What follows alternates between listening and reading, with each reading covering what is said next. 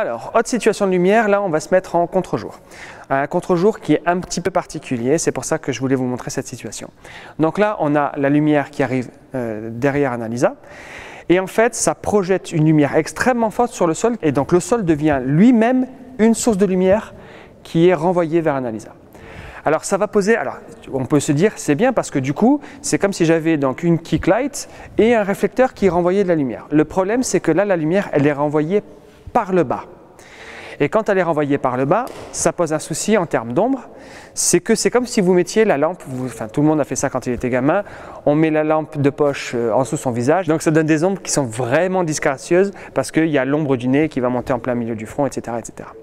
Donc comment pallier à ça ? On ne peut pas vraiment y pallier, à part par l'orientation de la tête par rapport à Annalisa. Donc ce que je lui ai dit, c'est qu'il y a trois positions de tête, on va dire. Il y a soit elle va chercher en arrière, comme ça, et ça peut fonctionner. Après, je pense qu'à la retouche, quand même, il va falloir légèrement diminuer la luminosité sur son menton et sur son nez, sous son nez plutôt. Deuxième position de tête, c'est la position toute droite.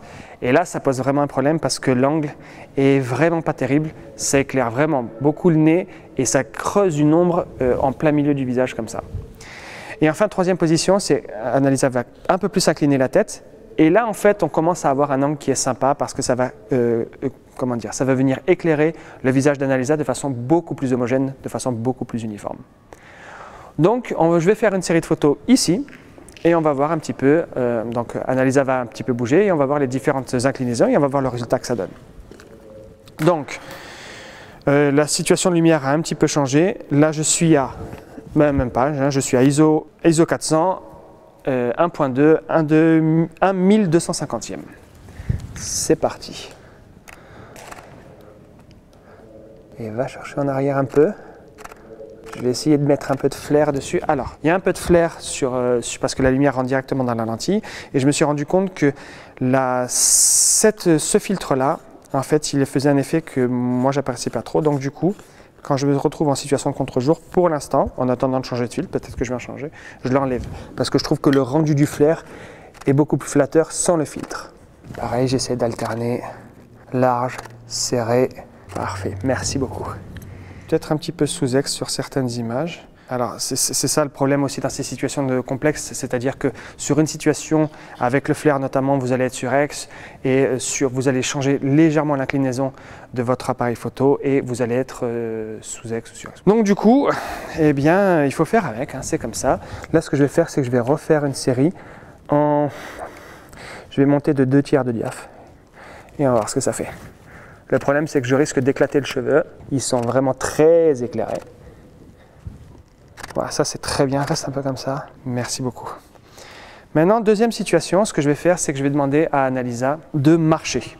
Donc là, le problème qui va se poser, c'est que là, elle profite de la réflexion du sol, mais plus elle va reculer, et en fait, elle va tomber sur un sol qui est totalement pas éclairé, et donc là, l'exposition va chuter. Donc du coup, ce que je vais faire, c'est que je vais compenser l'exposition à mesure qu'elle va avancer vers moi. C'est-à-dire que je vais avoir mon doigt, mon index sur la vitesse et je vais, au fur et à mesure, je vais baisser la vitesse pour faire entrer plus de lumière et pour avoir une exposition qui soit acceptable. Donc du coup, je vais garder mon réglage pour ici et puis au fur et à mesure, je vais reculer et je vais baisser la vitesse au fur et à mesure pour récupérer mon exposition. C'est parti, tu marches quand tu veux. Voilà, là ça commence à baisser, j'ai compensé. En 3 clics, je suis monté d'un diaph, ça baisse encore. Change d'inclinaison de visage, pardon, voilà. Très bien. Très bien, on va se reculer juste un tout petit peu. Là, j'ai repéré sur le parcours à peu près le bon spot où il y a de la lumière qui vient derrière et suffisamment de lumière pour éclairer le visage d'Annalisa parce que quand elle est allée un petit peu trop loin, j'ai perdu vraiment énormément de lumière. Donc du coup, ce que je dois faire à ce moment-là, c'est baisser encore ma vitesse, ce qui va faire que le fond va être encore plus éclaté. Donc là, j'essaie de trouver le sweet spot, le lieu où j'ai un bon équilibre entre la lumière qui vient derrière et celle qui l'éclaire de face. Et je pense que c'est à peu près là. Voilà, reviens à tout. Oui, c'est bon, c'est bon.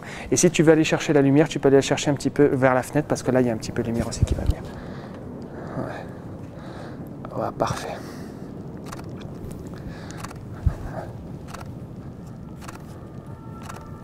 Ouais, très bien. Tu peux avec les mains au-dessus, ouais, les deux mains, voilà.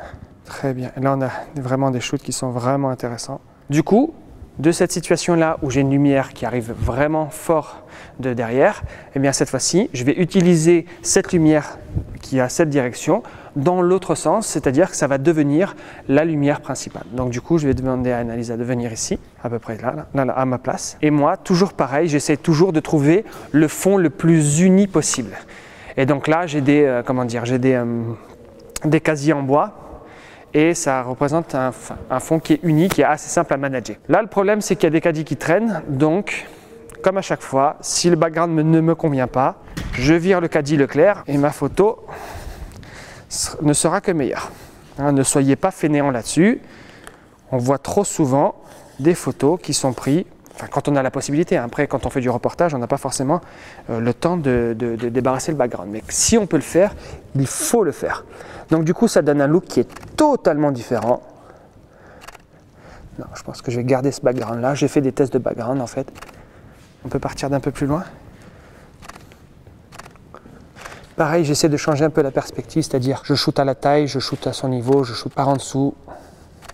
On va choisir un autre endroit. Pareil, j'essaie de maximiser le nombre de prises de vue par rapport à ce que m'offre le lieu. Ce que je vais faire, viens Annalisa, s'il te plaît. Là, ce que je vais faire, c'est que je vais essayer d'utiliser le cadre que forme l'armature métallique là, de la menuiserie dans laquelle on est. Et tu peux venir vers moi, ou voilà exactement. Et là, j'utilise l'armature métallique comme cadre. Et stop. Ouais, reste là, c'est très bien là. Donc là, j'utilise vraiment l'armature métallique pour créer un cadre dans le cadre. Merci Annalisa.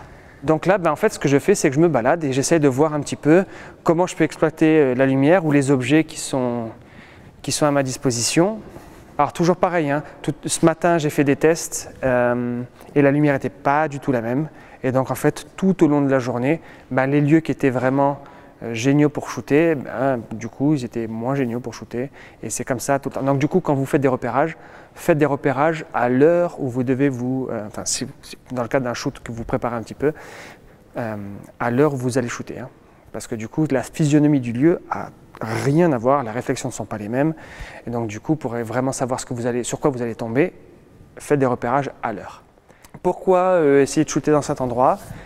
Simple, parce que la lumière vient taper contre le mur là et la renvoie sur Annalisa. Expliquez bien à la personne que vous êtes en train de photographier quelle est la logique et comment marche la lumière que vous avez repérée. Parce que du coup, elle n'est pas dans ma tête et elle ne sait pas ce que je vais en faire de cette lumière. Parce qu'à la limite, elle pourrait penser que je voudrais utiliser la lumière en direct comme ça, alors que non, je veux utiliser une lumière qui est réfléchie, c'est-à-dire celle qui frappe et qui revient. Donc du coup, en termes d'orientation du corps, c'est pas du tout la même chose. Est-ce que tu peux te mettre là, Annalisa, comme ça, et tu peux même t'adosser. Ok. Alors, voyons voir un peu ce que ça donne, ça. Alors non, je t'ai donné une mauvaise indication. C'est plutôt ici. Pourquoi je la fais déplacer? C'est parce qu'en fait, il y a une grosse étiquette blanche, et donc du coup, c'est pas très raccord avec le reste du background. Donc c'est comme si j'avais une énorme softbox qui me produisait de la lumière. Je vais expliquer un petit peu à Annalisa comment marche la lumière. Pareil, j'essaye d'être le plus transparent possible là-dessus. Donc en fait, si tu tournes trop ton visage, vraiment ton visage bascule à l'ombre, donc du coup ça ne fonctionne pas. Essaye de rester orienté là-dessus. Donc du coup, j'ai expliqué à Annalisa quand est-ce que ça marchait et quand est-ce que ça ne marchait plus. C'est-à-dire que si elle tourne trop la tête, en fait, eh bien, elle se coupe de la lumière parce que vous voyez, là, son visage est totalement à l'ombre. Ce qui va avoir aussi un effet sur le rendu, c'est mon orientation par rapport à elle. D'accord ? Si je la shoot là comme ça, c'est comme si ma source de lumière était face à elle. D'accord ? Alors que si je shoot comme ça et qu'elle me suit, du coup, c'est comme si la source de lumière était sur le côté. Donc du coup, en termes de rendu, ça n'a absolument rien à voir. D'accord ? Il va y avoir un rendu beaucoup plus flat, beaucoup plus plat, comme ça, ce qui n'est pas un mal, encore une fois, c'est toujours une histoire de choix. D'accord ? Mais il faut savoir ce qu'on fait. Et du coup, si je me tourne, ça va apporter beaucoup plus de modelé parce que je vais retomber sur un schéma à la Rembrandt. Donc je vais tester les deux, puisque je ne sais pas encore ce qui rend le mieux, et les deux peuvent donner. Et là je tourne, et vous voyez, le rendu il va absolument avoir. Et parfait. Merci beaucoup. comme je shoot à pleine ouverture et que je fais des repérages, je fais la mise au point là où devrait se... Parce que en repérage, j'ai pas le modèle avec moi. Donc du coup, je fais la mise au point pour simuler la distance à laquelle va être le modèle, ce qui me permet de voir le vrai rendu du background. Parce qu'un rendu où tout est net, parce que à la limite, je pourrais la photographier et faire la mise au point sur le background, bon, tout le background serait net, mais ça ne me donnerait pas le rendu qu'a un background quand il est flouté par l'effet de bokeh, par l'effet de profondeur de champ limité. Donc du coup, à chaque fois que je fais des repérages, je fais la mise au point à peu près où est le modèle, comme ça j'ai le vrai rendu. Là, la plage dynamique est folle, mais on va le faire là. Le coin me semble sympa. J'ai la fenêtre, j'ai le dessin au sol de la fenêtre. Les planches derrière, c'est assez esthétique. Analysa, on va faire un set là, s'il te plaît. L'aire de jeu, c'est celle-là. On va commencer par celle-là, là. À peu près à la limite du coin, là, voilà. Ça te va? Je vais essayer de voir avec une amorce, est-ce que ça fait quelque chose ou pas. On va voir un petit peu. Une amorce, c'est mettre quelque chose au premier plan. Du coup, je suis revenu sur ce spot-là que j'aime bien, même si c'est extrêmement difficile à manager, hein, parce qu'il y a du flair. Plus vous avez le soleil qui est dans l'axe, plus la palette de couleurs est limitée, c'est quasiment du monochrome. Vous avez énormément de déchets parce que l'appareil n'arrive pas à faire le point ou des choses comme ça. Alors j'essaie de limiter le flair à la main. Voilà. Oh, là par exemple il a perdu. Alors du coup, je suis sorti de mon mode suivi du regard parce que l'appareil photo n'arrive pas à suivre. Et donc du coup, je suis passé en mode... Voilà. Et voilà, merci Analysa. Comme je t'ai dit, il va y avoir beaucoup de déchets. Hein? Ah, les petits cheveux, ça c'est sûr, ça se voit terriblement sur ce genre d'image. Mais ça, après ça se tochope, hein, y a pas de... La question vient un peu sur le tapis, là il y a Analysa qui veut regarder les images et tout ça. Toujours la question, est-ce que je montre ou pas mes images? Alors, moi, je suis tenté de dire, c'est comme vous le sentez. Moi, je sais que quand j'ai débuté, j'étais pas forcément à l'aise, ne serait-ce qu'avec les images que je produisais. Et le risque que vous prenez quand vous avez des images qui sont moyennes, parce qu'on débute toujours quelque part, on débute tous quelque part, c'est de complexer le modèle. Parce que en tous les cas, si vous les montrez en début de séance et que la photo ne lui plaît pas, c'est toujours un risque. Parce qu'elle peut se renfermer en disant bon, qu'est-ce qu'il est en train de faire là le photographe, donc du coup elle ne vous donne pas ce qu'elle aurait pu donner sur le reste de la séance. Elle ne va pas se sentir en confiance et donc voilà, ça va impacter un petit peu la séance. À mon goût, à moi, j'avais quelques photos sympas, donc j'étais confiant sur le fait de lui montrer. Si maintenant les photos étaient moyennes, je ne pense pas que je lui aurais montré. Je pense que j'aurais fait une manœuvre de diversion, on verra ça après. Sur l'ordinateur on verra mieux, enfin peu importe, mais pour ne pas casser le flow que vous êtes en train de mettre ou l'ambiance que vous êtes en train de mettre sur le shoot. Alors du coup, hein, là, ce que j'essaye de faire, c'est d'essayer d'utiliser toujours le même fond sur lequel on est parti. Hein, on a tourné autour de plein de lieux différents, mais donc ce fond, je l'adore. Et là, magie de la lumière, c'est qu'il y a un trait de lumière qui vient ici. Donc le but, c'est que j'essaye d'utiliser le fond, pour avoir un fond uni, mais d'essayer d'utiliser la lumière qui vient. Donc est-ce que tu peux un peu te... Ouais, voilà. Et donc du coup, ça va venir juste apporter de la lumière sur ses cheveux. En fait, quand elle penche le visage comme ça, elle va chercher la lumière. Même quand elle va chercher un petit peu parfois, elle a fait comme ça pour aller chercher la lumière. Ça, c'est l'avantage de travailler avec des modèles qui ont l'habitude, pour le coup. Voilà. Tu peux aller dans l'autre sens aussi, si tu ne te sens pas contrainte. Voilà. Tu peux aller te cacher aussi de la lumière, et puis comme ça fait un joli reflet sur tes cheveux. Voilà, ça, c'est très bien. Là, elle m'a proposé le profil, et ce qui est top, c'est que voilà, je n'aurais pas vu ça si elle n'avait pas proposé. Tu peux aller chercher encore un peu de plus, même. Voilà. Voilà. Et une dernière vers moi. Je te remercie, Analysa. C'est parfait. Et là, on va partir vite à l'extérieur pour essayer de choper d'autres situations de lumière. Allez, c'est parti.